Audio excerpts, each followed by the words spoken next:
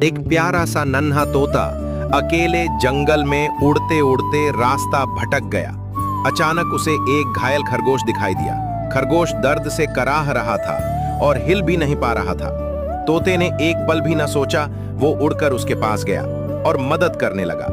तोता पास की झाड़ी से पत्ते लाया, अपने पंजों से पट्टी बांधी। कुछ दिन बाद तोता बीमार पड़ गया, कमजोर और ठंड से कांपता हुआ। तभी खरगोश वापस लौटा, अपने साथ कुछ पत्तियां, फल और एक गर्म सी घास की चादर लेकर। खरगोश उसकी देखभाल करने लगा। अब दोनों साथ रहते हैं। करुणा का छोटा सा बीज रिश्तों का बड़ा पेड़ बन जाता है।